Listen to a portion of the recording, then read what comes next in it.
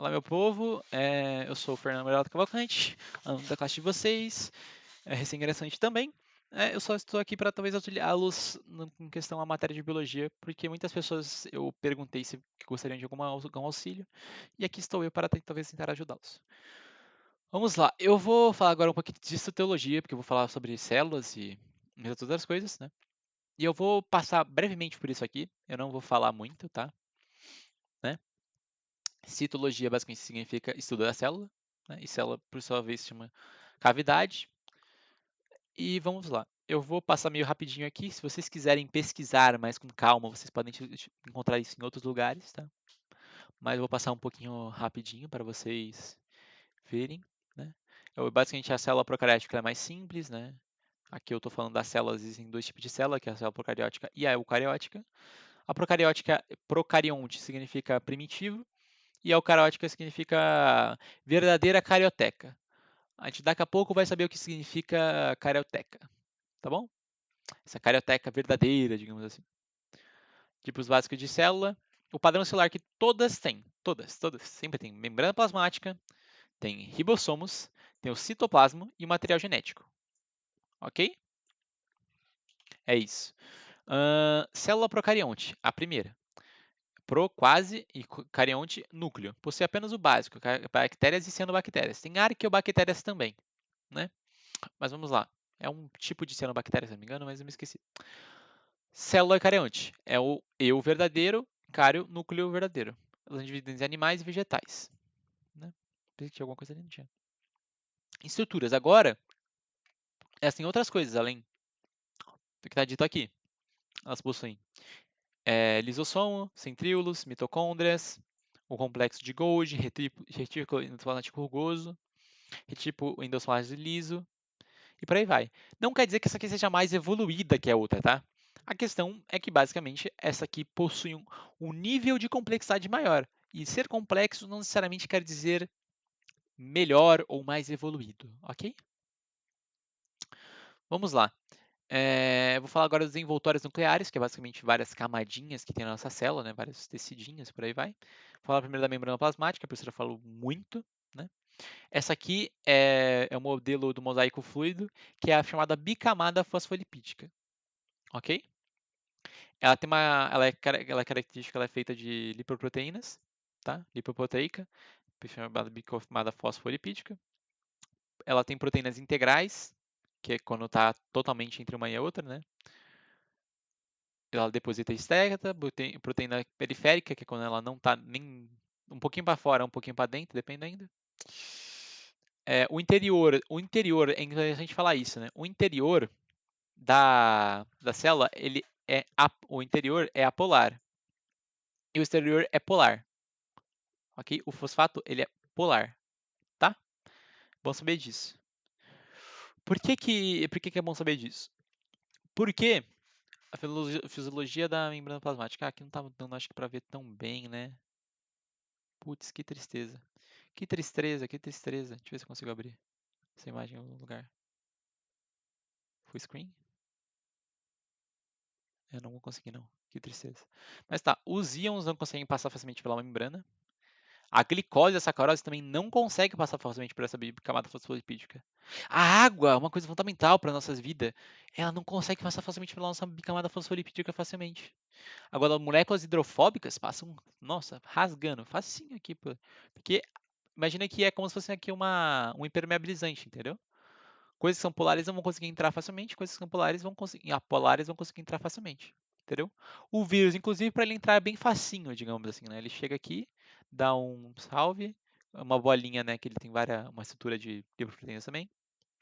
E ele entra, ele basicamente junta um pouquinho do apolar dele com a bicamada e consegue entrar, né, com o material genético dele. Mas vamos lá.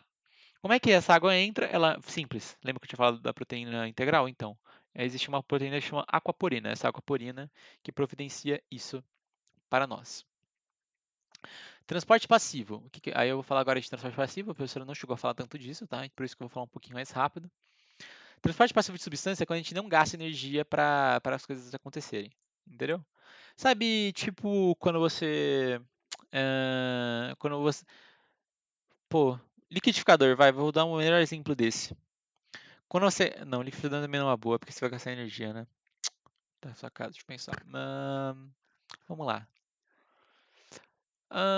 Vai, vamos deixar. Vamos falar do varal. O varal, é. O varal é. O que que acontece? Você quando lava a roupa, você não deixa no varal para secar? Então, passivamente essa água vai evaporando, certo? Vai saindo ali do varal e vai secando essa roupa, correto? Correto. Você não gasta energia. Se você quisesse, você poderia gastar energia. Você poderia colocar, sei lá, atrás da geladeira, né? Que esquenta, que não é muito bom, né? Pelo que eu sei. Ou você poderia, sei lá, mano, tentar passar um ferro, que eu acho que é bem perigoso, mas tentar colocar no forno para tentar esquentar um pouquinho sua roupa, pode pegar fogo, tá? Não faça isso em casa. Mas para ela conseguir, né? Basicamente evaporar mais rápido, ou gastar o seu calor do seu corpo para fazer isso. Você está gastando energia. O transporte passivo é exatamente isso que eu disse para secar a roupa.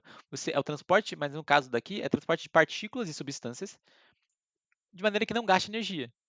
Normalmente, né, o mais famoso é pela concentração de sais.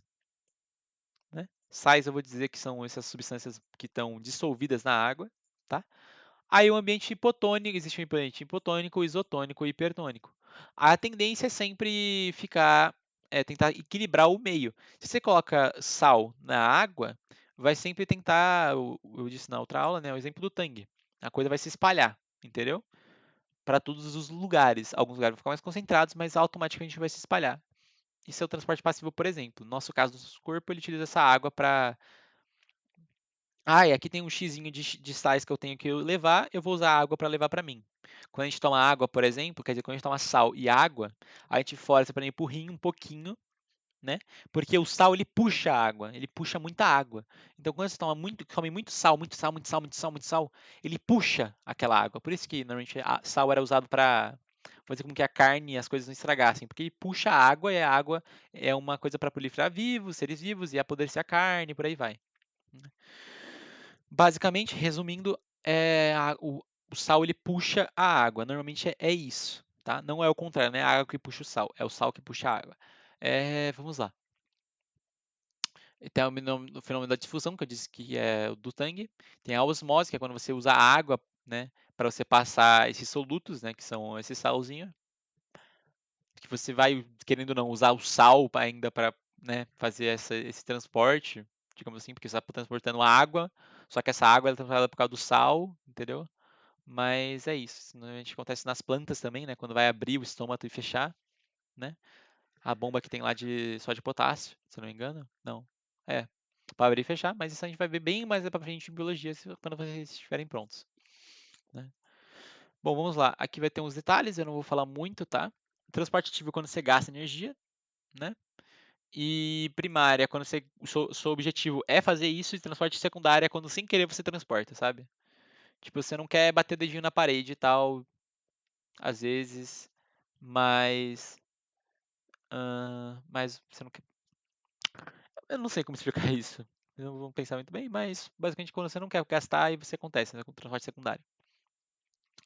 Vamos lá. Aí, exemplo de transporte ativo é a bomba só de potássio, que é a mais famosa. Bombas de H+, que é na célula da parede estomacal, que ela fica bombeando H+, para a gente dissolver as coisas, né? Que seria pH muito baixo. Aqui são algumas particularidades da célula, que alguns movimentos que ela pode fazer, a endocitose, fagocitose, pinocitose, que é para coisinhas menores, a exocitose, que é para secreção celular de coisas, e a plasmocitose também, que é secreção. Microvilosidades. Isso aqui não é meu não, tá, galera? Isso aqui eu sempre roubei de pessoas, então... Não, isso aqui não é meu, tá? Vamos lá. Microvilosidades são as coisas que normalmente dizem na membrana plasmática para ela conseguir se andar. São tipo mini perninhas, entendeu? Que faz com mini perninhas que a gente coloca um líquidozinho, né? Para tipo, ficar molhadinho e conseguir andar, digamos assim, nessas vilosidades. Aumentar a superfície, aumenta a superfície de contato entre as substâncias. Há uma área de quadra de dentro do seu intestino, né? Que ele fica bem contraído com as microvilosidades. Tá. Desmossomos é a cola que a gente tem entre coisas, tá? Normalmente. É uma colinha que a gente tem entre as células. Interdigitações são grudes que entre as células, mas possuem a propriedade. Aumenta a área de contato entre as células, faz uma entrar na outra. Isso aqui eu não me lembro muito bem, tá? Então eu vou passar reto. Glicocálix é como se fosse a digital da célula, acho que tá até escrito isso aqui. Não, não tá escrito isso aqui, mas a glicocálix é isso. É isso aqui, ó. Essa glicoproteína aqui. Isso aqui parece um cálice? Então, para mim também não, mas eles chamaram de cálice. Afasta de mim esse cálice. Composição química. Existem esfigolipídios, glicolipídios e glicoproteína. Não importa nada isso. Peptidiclanos é bom saber, mas entanto. Vamos lá. A função do glicocálix uma das funções é o reconhecimento celular. Tá bom? Isso aqui também, as funções também dessa barreira nossa, né? Com proteínas e tal. Proteção física e química. Enzimática. Para reconhecer lactase. Antigênica, ela reconhece a presença de vírus para nos defender, né? Movimento, velocidade, por isso que ela é aquela coisa, né? Como é que fala? Mosaico fluido. Ele está falando disso. Ela deixa de ser uma camada molhada para vir menos atrito, né? Molhadinha para escorregar, mais fácil escorregando do que, né, gastando muita força para ficar só em pé. A salarina não quer gastar tanta coisa assim, não. Reprodução e outras coisas aí. O parede celular, isso aqui é só em vegetal que tem. Não é um padrão celular, ó. Geralmente é só em plantas e algas, tá vendo? E ela é composta normalmente na celulose em plantas, e de quitina em fungos e pipididiclanos em bactérias, que é um grupo especial de bactérias, que eu acho que são as arqueobactérias que possuem isso, se eu não estou enganado. Porque os fungos e as bactérias elas são bem parecidas no geral, né? Esses grupamentos. Aí a diferença que eles fizeram foi basicamente essa quitina. Quem tem quitina é fungo, quem não tem quitina é bactéria. Né? A grosso modo, ok? Eu estou sempre falando as coisas a grosso modo. Citoplasma, vamos lá, isso aqui a professora falou bastante, então é bom saber. Citosol é a aguinha que tem na célula, tá? Citoesqueleto, o que é o citoesqueleto? Citoesqueleto é basicamente os esqueletos, o esqueleto que a gente tem na nossa célula para fazer ela se movimentar, tipo nossos ossos, sabe? Então, elas são compostas de microfilamentos, né? Normalmente composto de actina, miosina e outros, né? Aí os acho que eu coloquei aqui embaixo, já coloquei. Bom, vamos lá. Eu vou explicar. Desmossomos está aqui, lembra que eu já tinha citado antes, né? Aqui não é o desenho das slides da professora, mas eu vou explicar basicamente, né, os filamentos intermediários, microtúbulos e filamentos de actina e eosina. Microtúbulos, formados por tubulina, tá? Funções, fibras do fuso, deslocamento dos cromossomos. Quando a gente for ver a intérfase na mitose, né? Quando a gente vai duplicar o material genético, a gente puxa o cromossomo. Quem puxa são os microtúbulos. Tá aqui eles aqui, né? Por isso eles são normalmente localizados mais no núcleo da célula, né? No nucleolo. Nucleolo? É na caroteca central ali, né, onde fica o material genético, né? Já dá pra entender. Filamentos intermediários, a composição ela é variada, né? Ela é feita de queratina, exemplo, creatina. Manutenção da estrutura e forma dos desenvolvimento. Da estrutura é para deixar ela bem, né? Deixar ela bem tranquilaça, né? Ela ficar igual uma massa, sabe? Muito mole no chão. Ela conseguir ficar um pouquinho resistente. Ok? É isso. E elas são as mais resistentes à tensão, ou seja, para você romper isso aqui, a tensão dela aqui é muito difícil, né? Você esticar a célula e ela se romper, tá? É basicamente isso. Ela que segura a barreira que a gente tem, né, e tal. E tem os microfilamentos, ok? Então vamos lá. É dividido em microtúbulos, filamentos intermediários e microfilamentos. Palavra-chave, microtúbulo é feito de tubulina. Ele é para o quê? Para puxar o cromossomo central durante a replicação celular na mitose, de uma célula para virar duas células. Filamento intermediário é para basicamente manter a célula em pezinha. Microfilamento é para basicamente fazer aquelas coisas de fagocitose e contração, né? Injetar os pseudópodes, microvelocidades. É como se fosse a contração muscular, aqui é o maior exemplo que tem, né? Elas têm maior, vamos dizer, ação, né? Os microfilamentos. O resto é um pouco mais passivo, no geral. Microtúbulos também, né? Então lembra, ó, acho que eu nem pensei muito nisso, né? Mas te facilitar, microtúbulo e microfilamento são ações, né? O túbulo, ele puxa, né? O tubinho, que é o núcleo, as coisas do núcleo na mitose, e o microfilamento, ele puxa, ele faz as coisas acontecerem na célula, né? O filamento intermediário só deixa a gente resistente, né? Tem os ribossomos, que são as coisas que fazem as proteínas. Os centríolos, que não vou entrar aqui muito em detalhes. Centrossomos. Retículo endoplasmático, que são organelas membranosas. Aí ele é dividido em liso ou agranular, que não tem ribossomo. Ele é para basicamente metabolismo de lipídios, o professor falou isso, por isso está em vermelho, tá? Armazenamento de íons de cálcio e desintoxicação. O principal é esses dois aqui, né? Desintoxicação de coisas ruins, né? Medicamentos, álcool, cigarro, coisas tóxicas para o organismo. E para metabolizar lipídios, o liso. E o rugoso ou granular, para fazer isso aqui é para fazer, né, lipídios. O rugoso ou granular, ele é feito de ribossomos, ele é livre no citoesqueleto, tá? Ele carrega DNA, nananana. Ele quer basicamente criar coisas, tá? O rugoso ele tem muito, ele não é que ele cria, é que ele tem muito ribossomo nele, e o ribossomo que cria proteína, então você já viu, né? Vamos lá, síntese proteica, por isso que aqui síntese proteica, essa é a função do ribossomo, né? E aí todas as proteínas passam pelo complexo Golgiense, porque o Golgiense ele meio que termina, ele é o empacotador das coisas, entendeu? É uma maquiladora, tá aqui, ó. Ih, eita, voltei. Não produz, ele armazena, ele empacota e manda. Aqui, o armazenamento, empacotamento, modificação, glicosilação, também é chamado, secreção, viu? É basicamente isso. Chamado também de complexo de Golgi antigamente, né? O complexo de Golgiense. Granulosa amebrosa, lá lá lá. Eu vou dar uma passadinha um pouquinho aqui, tá? Formação de vesículas. Ela também, uma outra coisa, ele forma vesícula. A vesícula é faz meio que uma bolinha na célula, sabe? Tipo encher um balãozinho ali dentro. Lembra que tem um monte de líquido? Então, você vai criar um compartimento, sabe? Uma caixinha. É isso, para secreção de coisas. E aí o lisossomo ele digere em coisas, né? Que estão nas vesículas. Os peroxissomos eles são para desintoxicação da célula, também por água oxigenada, inclusive, né?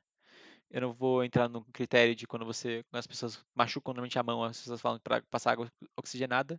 Isso não é muito bom, tá? Teoricamente, experimentalmente falando.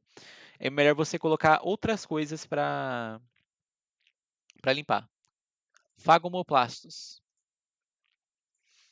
Isso aqui não precisa entrar em muitos detalhes. Lisossomos. Lisossomos, eles são as coisas que eu tinha falado antes, lembra aqui em cima, né? E eles que consomem muitos dos materiais, né? Não é que consomem, mas eles destroem. Ele é um monte de coisinha. Isso aqui é bem complicado, né? A professora gosta de falar bastante, mas basicamente eles são ricos em enzimas digestivas, hidrolíticas. O que é hidrolítica? É muito pH ali, digamos assim. Eu vou falar dessa maneira que é mais fácil, lembra que ácido digere coisa? Então, o lisossomo tem muito H+. Libera muito H+. Então é basicamente isso, ele digere coisas dessa maneira. Aqui tem algumas funções, digestão celular que eu já falei, autofagia para comer mesmas coisas, apoptose, tem alguns exemplos aí. Eu vou só passar meio rápido, porque eu acho que eu já estou dando demais e já está bem mais extenso do que deveria. Peroxissomos, eu já cheguei a falar um pouquinho, né? Eu vou passar mais rápido. Deixa eu falar isso aqui, né? Tudo bem? Glioxissomos, vacúolos. Isso aqui é vacúolo, é o que substitui nas presente apenas em eucariontes, né? Principalmente vegetal. No vegetais, a função dele é armazenamento e osmorregulação, além de digestão, tá? Porque eles não têm lisossomos. É análogo ao lisossomo, tá? Isso aqui é muito importante saber. Muito importante. Vou até grifar aqui em vermelho, ó. Ui! Em animais protozoários, temporário. É chamado também do vacúolo pulsátil e também do paramécio. É o vacúolo pulsátil aqui, ó. Isso aqui eu não sabia. Tá bom, vamos lá. Umas imagens, assim, vai para carregar as imagens. Umas coisinhas que tá mostrando tudo, né? Das aulinhas que eu ficava vendo durante a pandemia, galera. Sim, galera, eu vi tudo isso aqui durante a pandemia. Fofo, né? Bem fofo. Isso aqui você pagou? Não, não paguei também não. Isso aqui foi tudo que eu peguei gratuito, porque o estúdio deixou gratuito. Mó legal. Mas é bem baratinho, acho que era R$ 30 ainda hoje em dia, então talvez valha a pena, né, se você for usar bastante. Eles têm coisas de ensino médio, né, mas algumas coisas também de ensino superior, um pouquinho. Núcleo. Ahn, Cromatina cromossomo. Eu acho que aqui a gente não tem mais muito o que falar. Ah, tem os ácidos nucleicos. Isso aqui eu vou pausar para falar depois que é mais específico. Até mais, pessoal.